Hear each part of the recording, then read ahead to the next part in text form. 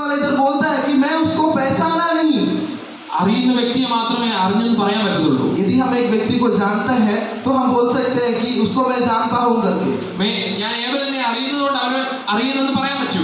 मैं अभी एबल को उसको जानता हूं इसलिए मैं बोल सकता हूं कि मैं एबल को जानता हूं करके। പക്ഷേ യോഹന്നാൻ സ്നാപകൻ പറയുന്നു ഞാനോ അവനെ അറിഞ്ഞില്ല. पर यूहन्ना बपतिस्मा देने वाले इधर बोलता है कि मैं उसको नहीं पहचाना। പക്ഷേ അതിന് താഴോട്ടുള്ള വാക്യങ്ങൾ നാം പഠിക്കുമ്പോൾ जब हम उसके नीचे के वचन को हम पढ़ते हैं 33ാമത്തെ വാക്യം വായിക്കുമ്പോൾ उसका 32वें वचन जब हम पढ़ते हैं യോഹന്നാൻ സ്നാപകൻ യഥാർത്ഥമായ ക്രിസ്തുവിനെ തിരിച്ചറിയുന്നത് നമുക്ക് കാണാൻ സാധിക്കുന്നുണ്ട്. उधर हम देख सकते हैं कि यूहन्ना बपतिस्मा देने वाला परमेश्वर को पहचान रहा है। എപ്രകാരമാണ് യോഹന്നാൻ സ്നാപകൻ തിരിച്ചറിഞ്ഞത്? कैसे वो पहचाना?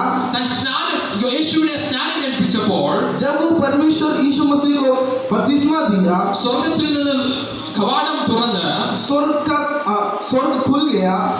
പരിശുദ്ധാത്മ തന്റെ മേൽ യേശുവിന്റെ മേൽ ഇറങ്ങി വരുന്നത് കണ്ടപ്പോൾ पवित्र आत्मा जब उसके ऊपर उतरा ആ സമയത്ത് യോഹന്നാൻ സ്നാപകൻ യഥാർത്ഥമായ ക്രിസ്തുവിനെ തിരിച്ചറിയുവാനായിട്ട് ഇടയായി തീർന്നു. तब उसको पता चला कि वो यीशु मसीह है। അവൻ യഥാർത്ഥമായ ക്രിസ്തുവിനെ തന്നെ തിരിച്ചറിയുവാനായിട്ട് ഇടയായി തീർന്നു. तब उसको पहचाना कि यही यीशु मसीह है। ഞാനിവിടെ യോഹന്നാൻ സ്നാപകന്റെ ജീവിതത്തെ രണ്ടായി തിരിക്കുവാനായിട്ട് ആഗ്രഹിക്കുകയാണ്. मैं इधर यूहन्ना बपतिस्मा देने वाले व्यक्ति का जीवन को दो तरफ में बांटना चाहता हूँ। ക്രിസ്തുവിനെ അറിയുന്ന യോഹന്നാനും ക്രിസ്തുവിനെ അറിയാത്ത യോഹന്നാനും. इधर हम देख सकते हैं कि वो दो बात में पहला बात जो यूहन्ना यीशु मसीह को जानता है और एक साइड में जहाँ यीशु मसीह को नहीं पहचानता। ക്രിസ്തുവിനെ അറിയാത്ത യോഹന്നാനെ കുറിച്ച് നാം കേട്ടു.